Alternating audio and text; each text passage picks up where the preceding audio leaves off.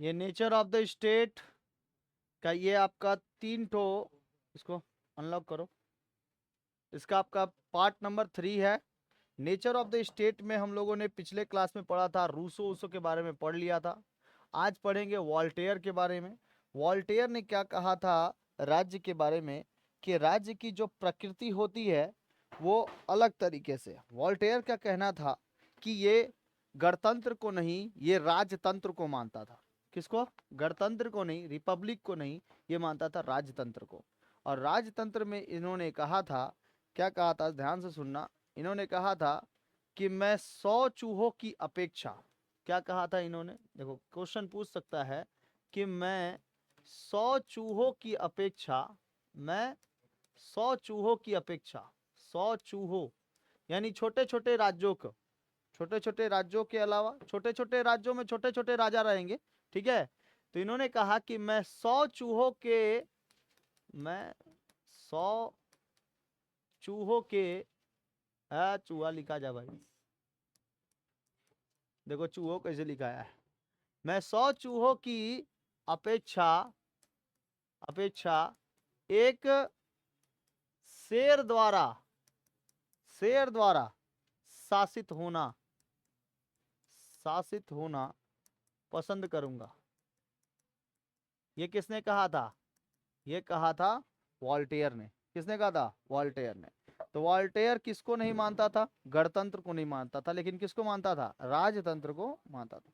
परंतु वह ठोस, आधारभूत और टिकाऊ राजतंत्र पर विश्वास करता था। उसका मानना था कि राजतंत्र की सफलता राजा की ताकत और चरित्र का निर्भर करती है। अगर राजतंत्र ठीक रहा, यानी अगर सिस्टम राजा का ठीक रहा ना, राजा का सिस्टम अगर ठीक रहा तो उसके पास ताकत भी होगा और उसके पास चरित्र भी होगा। और इसी के द्वारा हम लोग राज्य नया क्रिएट कर सकते हैं, नया राज्य बना सकते हैं। यही नेचर है, ठीक है।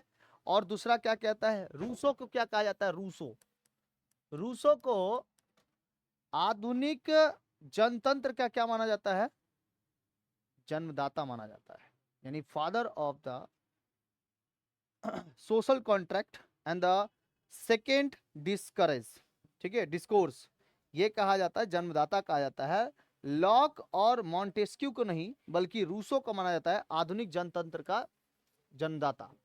आधुनिक जनतंत्र, आधुनिक जनतंत्र का जन्मदाता किसे कहा जाता है बाबू? रूसो को कहा जाता है, ठीक है, रूसो को कहा जाता है।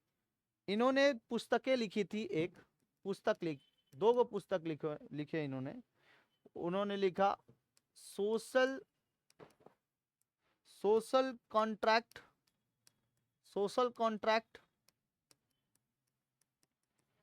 सोशल कॉन्ट्रैक्ट, और एक ठो लिखा second discourse, second discourse, second discourse. नाम याद रखना, इनकी पुस्तक का नाम है second discourse and social contract. इन्होंने अपनी पुस्तक में उसने प्राकृतिक अवस्था की कल्पना के, जब मनुष्य स्वतंत्र, समान और खुश था। जब स्वतंत्र था, समानता का भाव होता था, इक्वालिटी फॉलो करता था, और साथ साथ खुश भी थे। किंतु जब एक व्यक्ति ने जमीन का प्लॉट घेर कर यह कहा, एक वो व्यक्ति था, उसने जमीन का प्लॉट घेर दिया, जमीन का जैसे प्लॉट होता है ना, प्लॉट घेर कर कहा यह मेरा है। इन्होंने अपनी पुस्तक में लिखा, रूसो ने अपनी पुस्तक में लिखा है कि जमीन का एक प्लॉट बनाया, ठीक है, एक आदमी ने, उन्हीं के अगल बगल एक आदमी ने जमीन का प्लॉट बनाया और उस प्लॉट को घेर कर कहा कि यह मेरा है। तभी से मेरा और तेरा और आपसी झगड़ों की शुरुआत हो गई।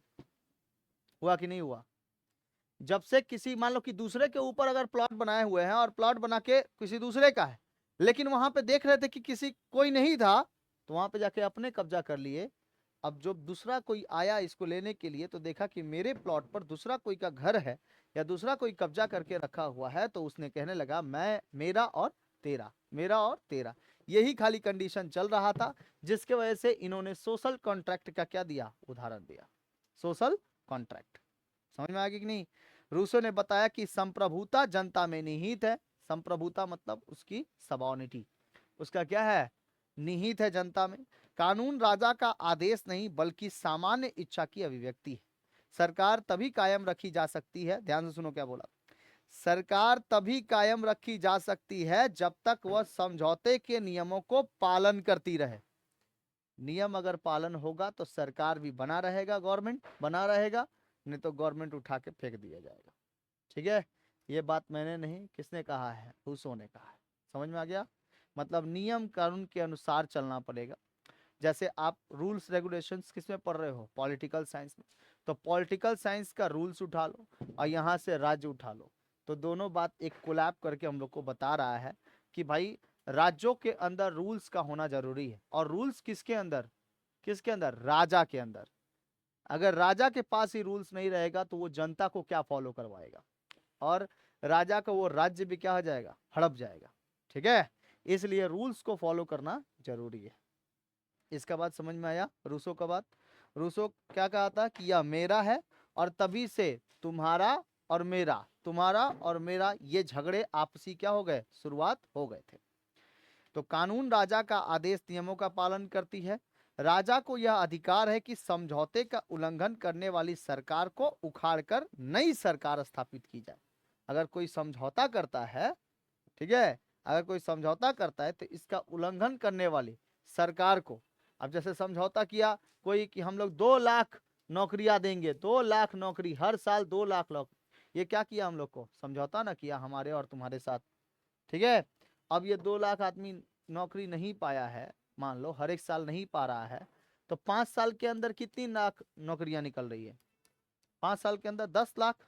10 लाख में तो 1 लाख भी भर्ती नहीं हो पा रहा है, देख रहे हो, भर्तियां निकल रही है और कुछ क्या हो जा रहा है, पेपर लीक हो जा रहा है। कभी पेपर लीक तो कभी एग्जाम सेंटर अंडमान निकोबार, ऐसे ऐसे फेंक रहा है ना। एसएससी वाला लोगों ने क्या किया, इस पे चाहे तो सरकार कुछ एक्शन नहीं कर सकती थी, आराम से कर सकती थी, लेकिन क्या किया गया कि इसको मतलब कुछ देखा ही नहीं गया और अपने मनमानी सब करता चालू कर दिया। तो ये एक समझौता था ना कि हमारे और तुम्हारे बीच में जब आप क्वेश्चन पेपर दोगे, गवर्नमेंट क्वेश्चन पेपर देगा, तो उसमें केवल एक स्टूडेंट ही क्या करेगा, उसको सॉल्व करेगा जब वो कैंडिडेट है तो। ठीक है, बाकी अनदर कैसे सॉल्व कर सकते हैं, और पेपर कैसे लीक हो सकता है, यहाँ पे तो नॉर्मल सा बात बताता है कोई, तो लीक नहीं होता है। और उतना बड़े बड़े एग्जाम सेंटर के पेपर क्या हो जाते हैं, लीक हो जाते हैं। ठीक है, और उसके चलते भुगतना पड़ता है कैंडिडेट्स को। उनका नॉर्थ में मान लो कि घर है, बिहार में घर है, एग्जाम देने जाना पड़ता है साउथ में, चेन्नई में। वो आएगा जाएगा, क्या पढ़ेगा, सब पढ़ल रहेगा, सब भुला जाएगा। और कहीं चोरी वोरी हो गया तो कैसे जाएगा उधर एग्जाम देने के लिए। एक छोटा मोटा एग्जाम देने के लिए वो लोग जाता है कई दूर तक, हम भी बहुत दूर तक गए हैं एग्जाम देने के लिए। ठीक है, लेकिन पेपर लीक उस समय नहीं होते थे, अभी जितना एआई सिस्टम हो गया है उतना ज्यादा पेपर लीक्स हो रहा है। तो इसमें कंडीशन किसका है, सरकार की।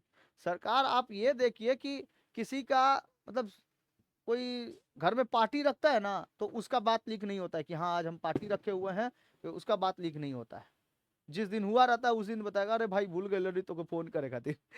ठीक है, तो आज ये अभी आ जाना, तो उस समय कितना गंदा लगता है कि भाई आज तुम्हारा बर्थडे, तुम आज बोल रहा है, कम से कम एक दिन पहले बोल देता। अब सोचो कि जिसका बिहार में घर है जाएगा साउथ में देने के लिए वो एग्जाम पेपर, तो खाक ऐसा नौकरी का, उससे अच्छा हम जाके क्या कर लेंगे, अपना फार्मिंग कर लेंगे। ठीक है, अपनी किसानी कर लेंगे हम अपना आराम से। ठीक है, तो इस वजह से राजा का रूल रेगुलेशन फॉलो करना जरूरी होता है, तभी साम्राज्य बच पाएगा और राज्य बच पाएगा। ठीक है, इसी के साथ एप्रेटिस ऑफ द गवर्नेंस क्या है, प्रशासन के, प्रशासन के आधार अंग, प्रशासन के आधार अंग, एप्रेटिस ऑफ गवर्नेंस। इसमें छत्रपों की बात हुई है। छत्रप यानी इसमें दैवीय शक्ति का सिद्धांत भी दिया गया है, साथ साथ 26 छत्रपों के बारे में बताया गया है। सिरस एंड द ग्रेट, साइरस जो महान थे, साइरस महान, इन्होंने अपने जीवन काल में अपने छत्रपों पे, यानी कि छत्रप, छत्रप मतलब क्षत्रिय, क्षत्रिय मतलब आर्मी नेवी एयरफोर्स, यही ना है क्षत्रिय, मतलब एक राज्य या एक देश या फिर एक संस्था को बनाने के लिए क्षत्रियों का होना जरूरी है। तो पहले लगभग साइरस के समय, साइरस जब थे, साइरस महान, देखो यहाँ पे दिया है, पर्शियन क्षत्रप में ऐसे होते थे, तीर धनुष भाला हाथ में सब लिए रहते थे, और इसी के साथ उन लोगों को क्षत्रप कहा जाता था। शहर के रक्षक, जो शहर के रक्षक होते थे ना बाबू, उसी को क्या कहा जाता था? क्षत्रप कहा जाता था। याद रहेगा ना बात? शहर के जो रक्षक होते थे उन्हीं को क्या कहा जाता था? क्षत्रप। पहले तो राज्य नहीं बनाए जाते थे, पहले बनते थे एक शहर, और शहर ही बड़ा होके क्या बनता था? राज्य बनता था या जनपद बनता था, और जनपद मिल मिल के क्या बनता था? महाजनपद बनता था, बताए थे। तो उसी तरीके से शहर के छत्रक जो होते थे उसी को क्या कहते थे? छत्रप कहते थे। और ये छत्रप बढ़ बढ़ के पहले पहले 26 गो थे। कितने थे? 26। फिर बाद में किए गए 20, फिर बाद में किए गए 23। हर समय अलग अलग तरीकों से छत्रपों को रखा गया था। यानी एक शहर को संभालने के लिए कितने होते थे? 26 क्षत्रप होते थे। डेरियस महान के समय 20 से बढ़ाकर कितने कर दिए गए? 23 कर दिए गए, डेरियस महान। और साइरस के समय कितना था? 26 था। साइरस के समय, साइरस पर्शियन के एक राजा थे। कौन? साइरस। ठीक है, समझ में आ रहा है? साइरस जो थे एक पर्शिया के राजा थे, इन्होंने अपने शहर को संभालने के लिए 26 क्षत्रपों को ये किया था, मतलब इनरोल किया था, मतलब बनाया था। 26 क्षत्रप, 26 क्षत्रप मिलके किसको संभाल लेते थे? एक शहर को संभाल लेते थे। ठीक। और उसके बाद 20 से बढ़ के कितना करा दिया गया? 23 तक हो गया, मतलब ये कमा था बीच में, फिर क्या हो गया? 23 को। कब हुआ ये? किसके समय हुआ? तो ये समय हुआ डेरियस महान के समय। किसके समय? डेरियस महान। ठीक है, डेरियस महान। समझ में आया? क्षत्रपों की संख्या 23 हो गई, और उनका वार्षिक आय रखा गया। पहले पैसा नहीं दिया जाता था, बाद में इनको ईयरली दिया जाने लगा। ईयरली। ये जो हम बात बता रहे हैं आपको 530 ईसा पूर्व पहले की बात बता रहे हैं, 530 बीसी। ठीक है, 530 बीसी। जबकि क्षत्रपी संगठन मेडियन राजतत्व काल में चालू हुआ था 648 ईस्वी में, जिसको साइरस के मेडिया विजय के समरूप में मिला था। जब साइरस ने मेडिया जीता था ना, पर्शिया में पड़ता है मेडिया, मेडिया को जब जीता था तो वहां से क्षत्रपों को कीन के लेके आया गया था, और उन्हीं को अपने ही शहर में, मतलब जो, जैसे मान लो दो गो राजा के बीच में युद्ध हो रहा है, एक राजा जीत गया तो दूसरे राजा तो हारे रहेंगे, तो उनको कहा जाता था या तो तुम हमारी अधीनता स्वीकार कर लो, या तो अपनी सेना को हमें दे दो, हम अपने साथ उसको लेके जाएंगे और अपने सेना में मिलाकर उसको और अच्छी ट्रेनिंग देंगे ताकि वो हारे नहीं कभी। ठीक है, तो दूसरे राजाओं से लेके लेके चल जाता था, और उसी को छत्रप बना के या फिर कोई गुलाम बना के लेके जाता था। ठीक है, गुलाम वगैरह बना के लेके जाते थे। इसमें सत्तात्मक किसका लगता था? राजा के दैवी सत्तात्मक का सिद्धांत लगता था। दैवीय शक्ति का सिद्धांत मतलब कि राजा उन सैनिकों को कुछ किया नहीं, मारा नहीं, बशर्ते उन लोग को अपने घर में क्या दिया? आवास दिया, कि तुम लोग यहीं पे रहो और एक काम करो कि तुम मेरे ओर से लड़ो। दूसरे लेकिन राजा आप क्या रहेंगे? चेंज रहेंगे, जो जीता रहेगा उसी को। तो लोग क्या मानेगा? भाई राजा हमारा क्या है? भगवान है। ठीक है। और लुई 14वां क्या बोलता था? कि हम खुद ही राज्य हैं, I am the only state. ठीक है, हम खुद ही क्या है? राज्य है, मैं ही राज्य हूं। कौन बोलता था? लुई 14वां, मैं ही राज्य हूं। समझ में आ गया? तो अब भाई जो क्षत्रप आएंगे, जो क्षत्रिय आएंगे उसके पास, अगर बोल दिया कि मैं ही राज्य हूं, तो ऐसे ही देख के लग रहा है कि भारी भरकम आवाज है। ठीक है, और ऐसे ही लगेगा कि भाई इतना भारी भरकम आदमी है, तो भाई कितना खतरनाक शासन करता होगा, यही हमारा राजा, यही हमारा भगवान।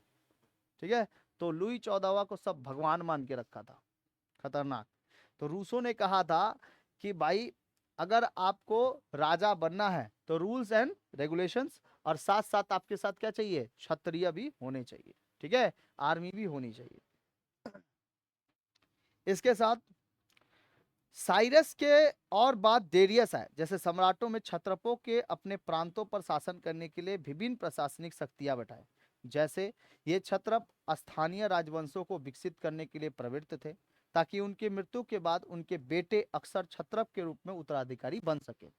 यानी अगर उनके पिताजी, क्षत्रपों के पिताजी अगर क्षत्रप है, ठीक है, तो उसका बेटा भी क्या बनेगा? क्षत्रप बनेगा। ठीक। और कई बार एक शक्तिशाली क्षत्रप किसी सम्राट के खिलाफ विद्रोह कर सकता था, अगर उसकी अपनी प्रतिष्ठा और शक्ति को खतरा हो तो। यानी कि कोई क्षत्रप, क्षत्रिय ऐसा है कि उसको ऐसा मालूम चला कि हमारा जो राजा है ये ठीक ठाक नहीं है। तो एक काम करो, चाकू लाओ, इसको भोंको, और हम क्या करेंगे, बनेंगे नया राजा। ठीक है, जैसे कैकुबर, क्यूमर्स, दिल्ली सल्तनत में ऐसा ही ना हुआ था। राजा अगर ठीक ठाक योग्य नहीं है तो उसको मार के एक सैनिक ही क्या बन जाता था, एक राजा बन जाता था। गुलाम वंश में नहीं पढ़ाए थे, अगर राजा ठीक ठाक नहीं है तो उसी को मार के बन जाता था। जैसे जलालुद्दीन खिलजी, खिलजी वंश की स्थापना किया था जलालुद्दीन खिलजी। तो उससे पहले कौन था, कैकुबार और क्यूमर्स था। तो ये लोग बहुत अच्छे राजा, योग्य शासक नहीं थे। तो देखा कि भाई अच्छा शासक नहीं है, मार के अपने ही राजा बन जाओ। जलालुद्दीन को देखा गया तो अलाउद्दीन खिलजी आ गया। अलाउद्दीन खिलजी ने कहा कि भाई जलालुद्दीन मेरा चाचा, ठीक है, ये ठीक ठाक नहीं है, योग्य नहीं है, एक काम करो इसको मारो और अपने राजा बन जाओ। मार के अपने राजा बन जाता था। ठीक है, लेकिन पर्शियन सभ्यता में ऐसी नहीं थी। पर्शियन सभ्यता में थी कि राजा का बेटा ही राजा बनेगा, क्षत्रिय का बेटा क्या बनेगा, क्षत्रिय बनेगा, और राजा का क्या करेगा, देखभाल करेगा, उसकी सहायता करेगा, उसको बचा के रखेगा। समझ में आया, समझ में आ रहा है सूत्र? सो जा। क्षत्रपों का महत्व क्या होता था, क्षत्रपों का महत्व सूत्र है, द इंपॉर्टेंस ऑफ द क्षत्रप। क्षत्रप के महत्व, वो क्षत्रप एक ही इंग्लिश में भी क्षत्रपे कहा जा रहा है, ठीक है, ये स्पेलिंग है क्षत्रप। तो कस्त्रप नहीं पढ़ेंगे, क्षत्रप ही है वो, के साइलेंट है। क्षत्रपों का महत्व क्या होता था, क्षत्रप कई फारसी साम्राज्य में प्रशासन के प्रमुख पहलू होते थे। इन्हें शाही सचिव एवं राजा के विश्वास पात्र अधिकारी के रूप में नियंत्रित किया जाता था। ठीक है, इनको क्या कहा जाता था, शाही सचिव।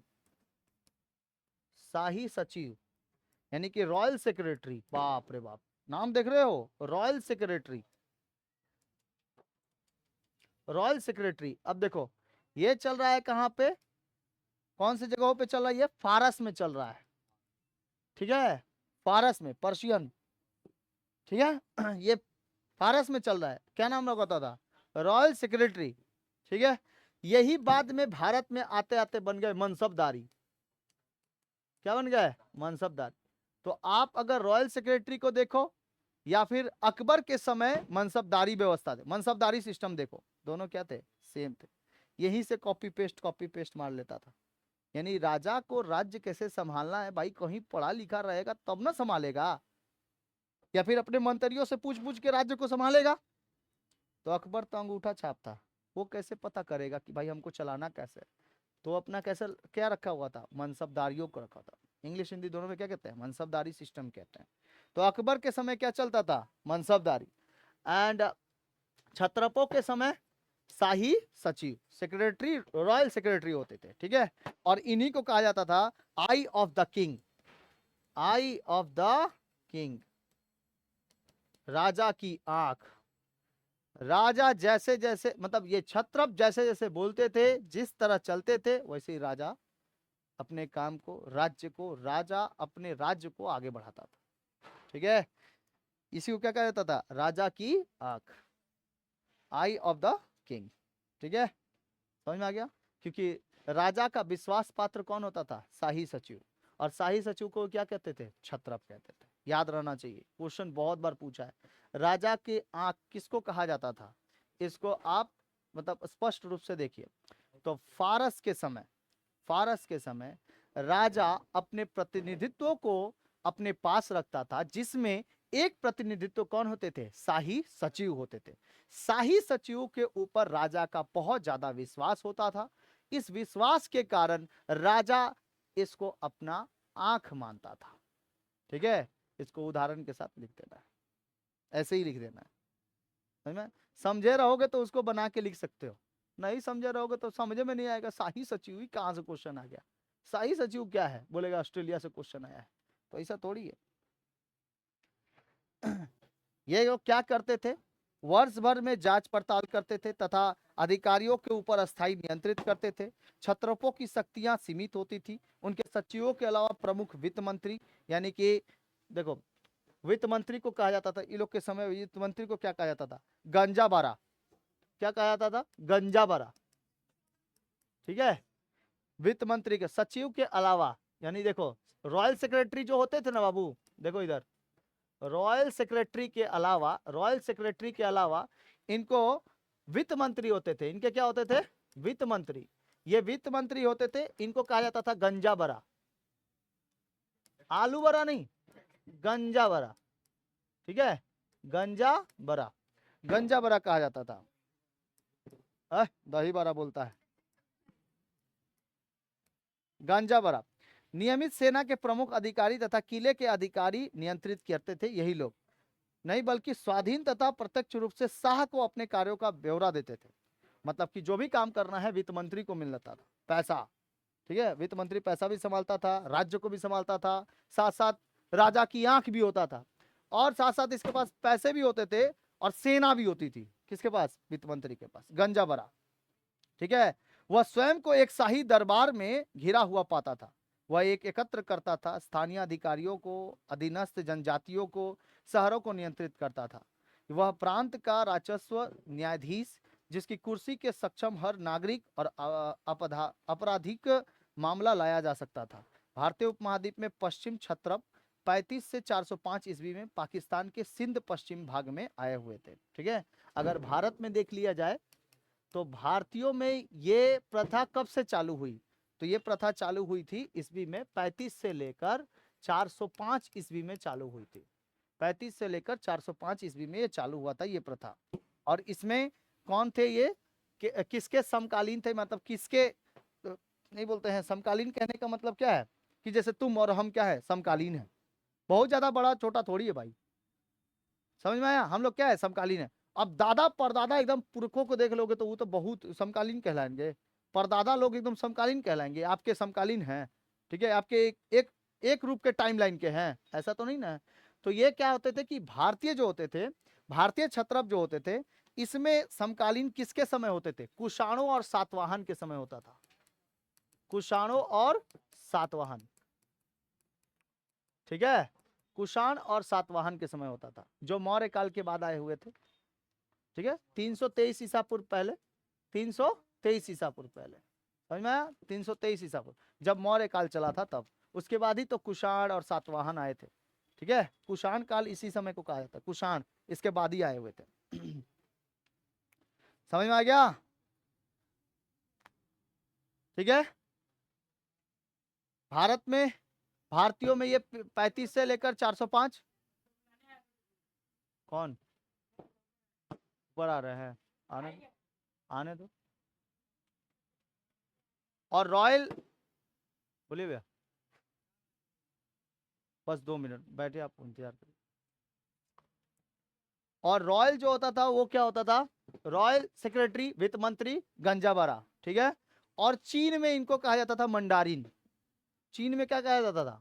मंडारिन। चीन में मंडारिन। आप लोग जो नोट्स हम दिए हैं, जो क्वेश्चन आंसर दिए हैं, उसमें ये है मंडारिन, ठीक है, मंडारिन। समझ में आ गया? जो नोट्स है उसमें क्वेश्चन है मंडारिन किसे कहा जाता है, तो वेरी इंपॉर्टेंट है, वो क्वेश्चन को स्टार मार्क करके लिख लेना, ठीक है।